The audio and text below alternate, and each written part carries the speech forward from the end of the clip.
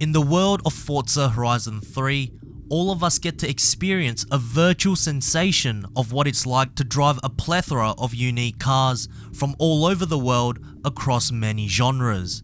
But there is one very exclusive group of motor vehicles where in reality money just can't buy, and those are motorsport cars.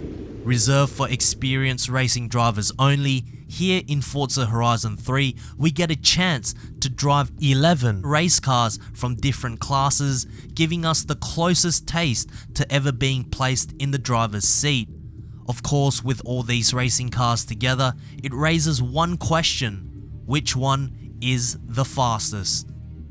This is the Three Bridge Circuit, a relatively short track consisting of only 1.8 miles of road, however possessing 9 different corners at various angles and one long straight that will truly test the handling, performance and power of each car. Oh, and did I forget, this track also features 3 bridges. So the race cars will all compete in this hot lap battle. It's very simple. Whoever clocks the fastest lap time will be the winner. And now introducing the first entrant for this battle, the number 45 Flying Lizards Audi R8 LMS Ultra. Built to comply with FIA's GT3 regulations, the R8 LMS during its run in 2014 to 2016 competed in the United Sports Car Championship, producing 522 brake horsepower from a 5.2 litre naturally aspirated V10 engine. 0 to 60 could be achieved in 4 seconds flat and reach a top speed of 195 miles per hour. How it feels around the track? Well, the car handles just the way it should for a race car, planted and composed. All 6 gears were utilised, meaning the ratios are short, useful for acceleration, and just listening to the V10 scream is sure a joy to hear. But now it's time to find out how fast it was around our hot lap.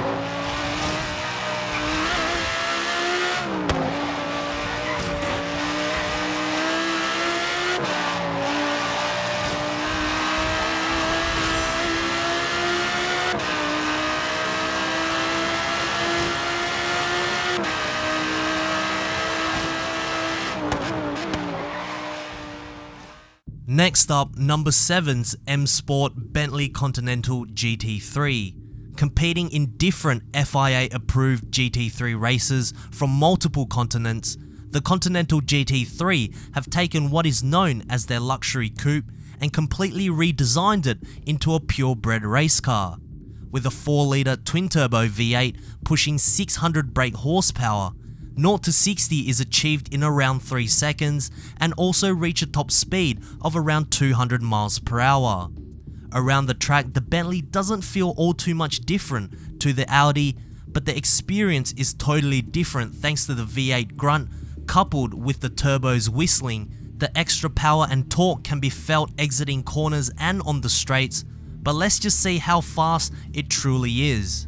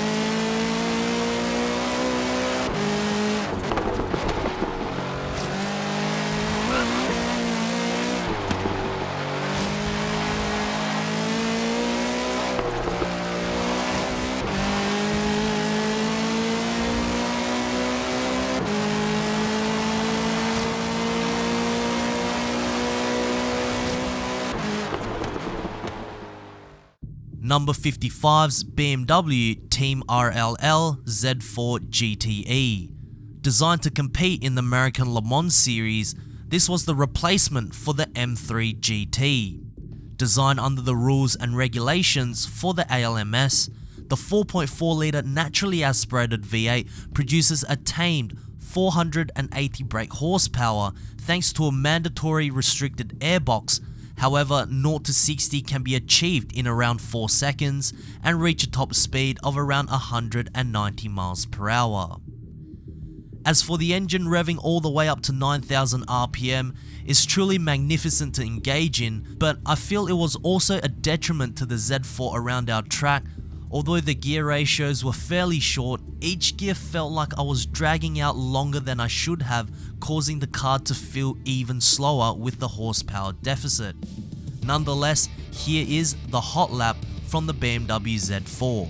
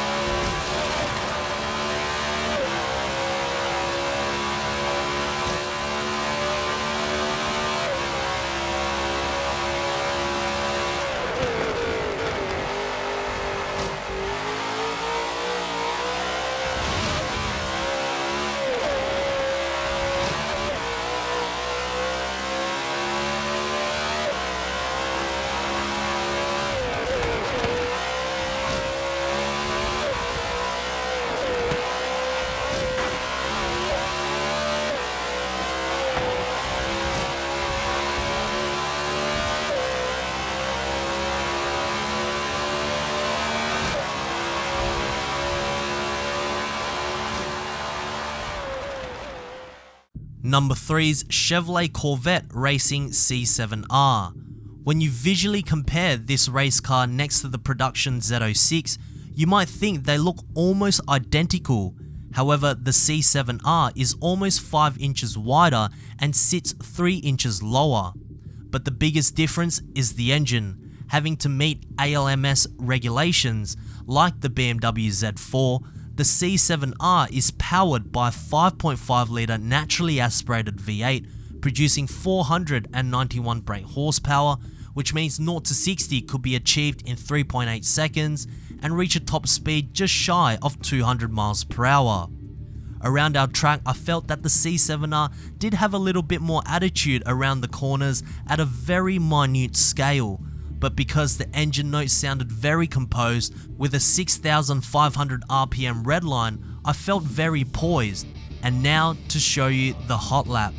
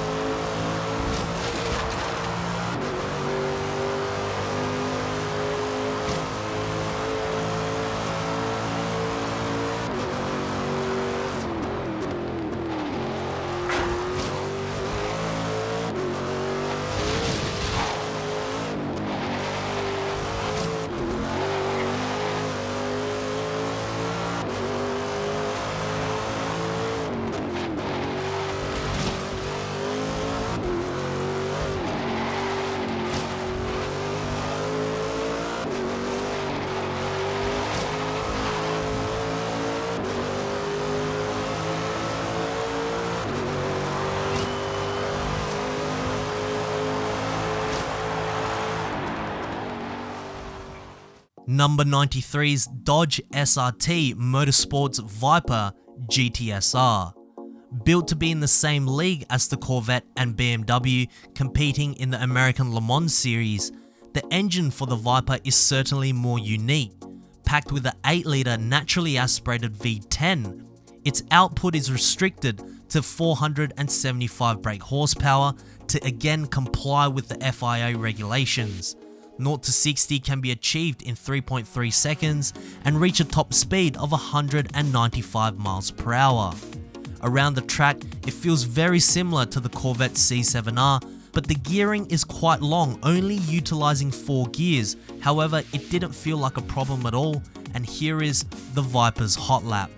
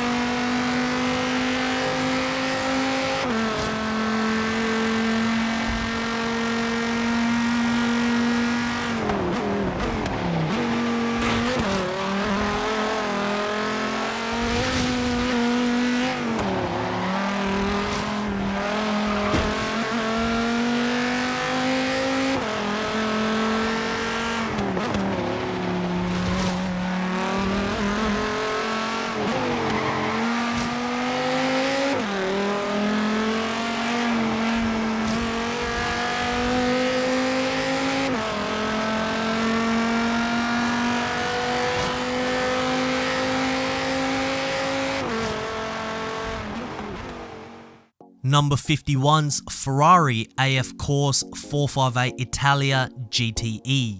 Competing in multiple Le Mans and endurance racing championships from all over the world, the 458 GTE car was very successful, ranking consistently in the top 5s.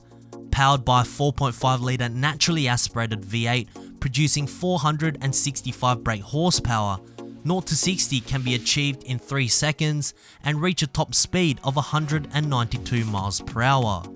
Now, this car was quite unique as a whole package.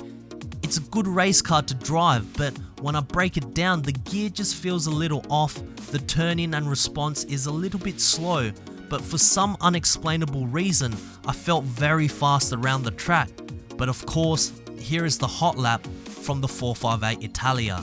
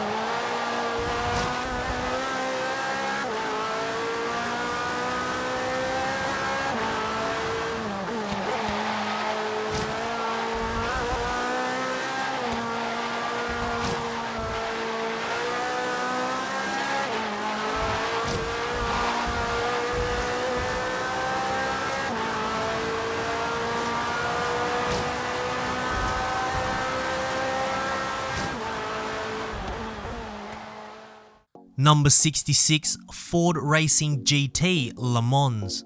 Powered by the same 3.5 litre EcoBoost V6 found in the 2017 production Ford GT, this was designed to chop up the Ferrari, and much like it did in the 60s, this Ford GT defeated Team Ferrari, going on to win the 24 Hours of Le Mans in 2016. Producing 530 brake horsepower, 0 to 60 could be achieved in 3 seconds and reach a top speed of around 190 miles per hour.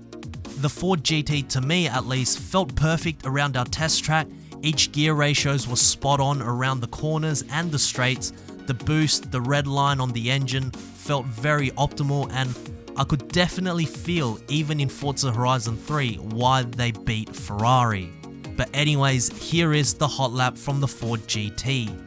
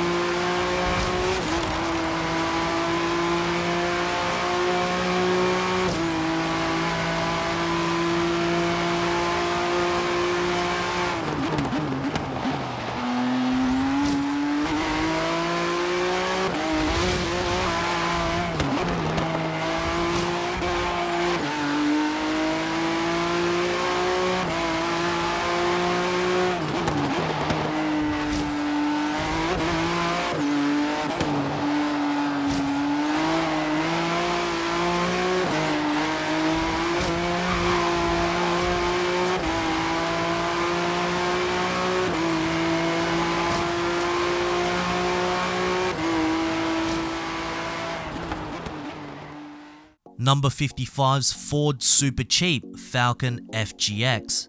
Representing the Supercars Championship, formerly known as the Australian V8 Supercars, the cars used to modify for FIA regulations must be based loosely off from a four-door saloon sold in Australia.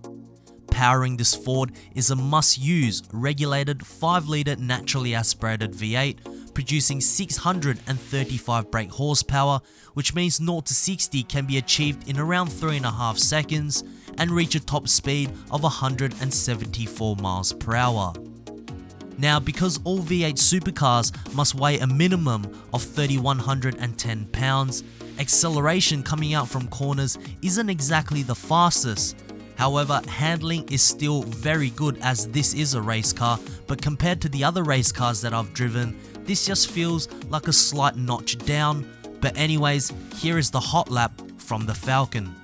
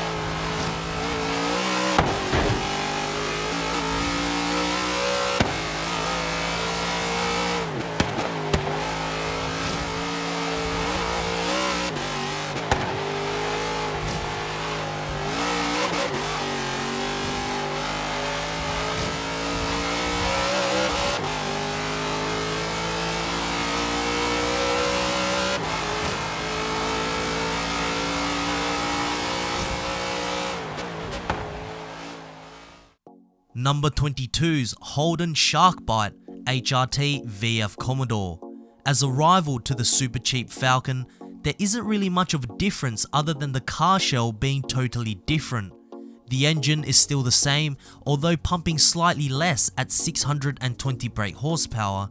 This means 0 to 60 is achieved only a fraction slower than the Falcon, but still manages the same top speed. Around the track, the Commodore was a lot more enthusiastic than the Falcon, having to wrestle with the wheel and consciously letting off the throttle around corners in case the drift show uncovers.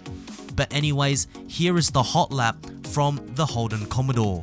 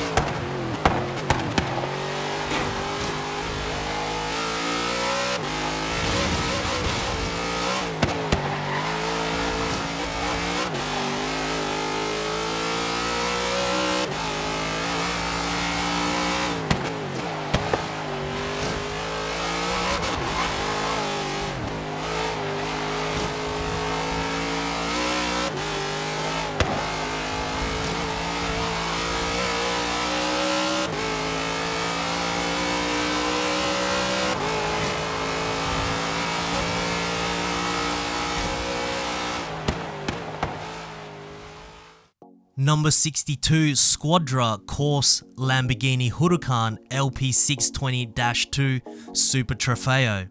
Conceptually designed similar to a GT3 race car, this Lamborghini doesn't compete against other manufacturers. Instead, the name Super Trofeo is in its own racing series where smaller independent teams get to purchase and race the same Huracán to gain experience to enter the GT3 leagues in the future. Powered by a 5.2 litre naturally aspirated V10 pumping 612 brake horsepower, 0 to 60 can be achieved in 3 seconds and reach a top speed of over 200 miles per hour. When testing this car, it was very quick, grippy and reactive. The only complaint I had with the car was that it felt a little heavy on the initial turn-ins, and the engine note itself sounded a little dull, damping the entire experience. But here is the hot lap from the Huracán Super Trofeo.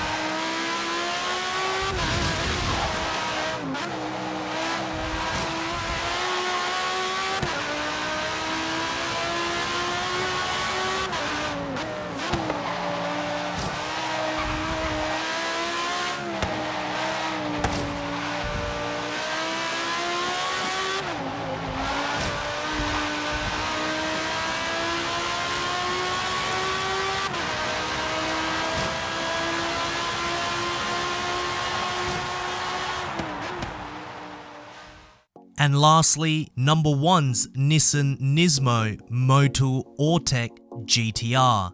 Designed and built to enter the Japanese Grand Touring Car Championships, commonly referred to as the Super GT, the Nissan GT-R would compete in the GT500 category, taking on the likes of the NSX and RCF in race cars with a limit of 600 brake horsepower.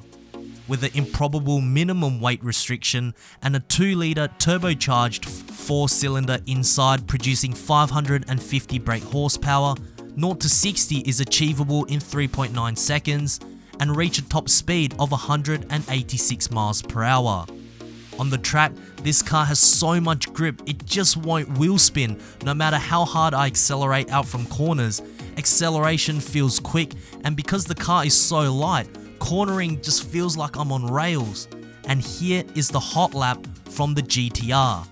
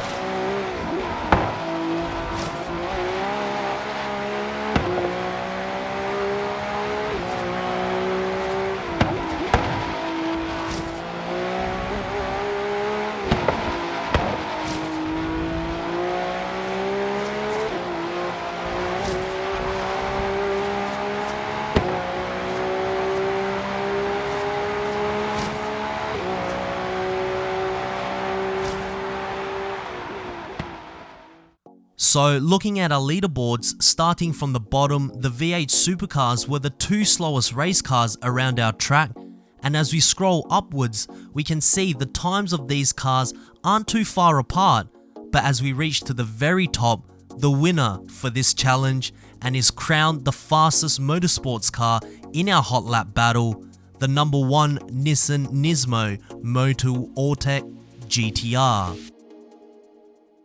Anyways, I hope you guys did enjoy this extremely long episode of my hot lap battle. This is something I really wanted to do for quite some time now, but I just never really had the time to do it. But if you guys did enjoy this video, please give this video a thumbs up. And once again guys, thank you very much for helping me reach 100,000 subscribers. I can't thank you guys enough, and there will be a proper thank you video with my face and all that stuff on it sometime next week. But as for now, there'll be more Forza Horizon 3 content coming out next video. So I hope to see you guys.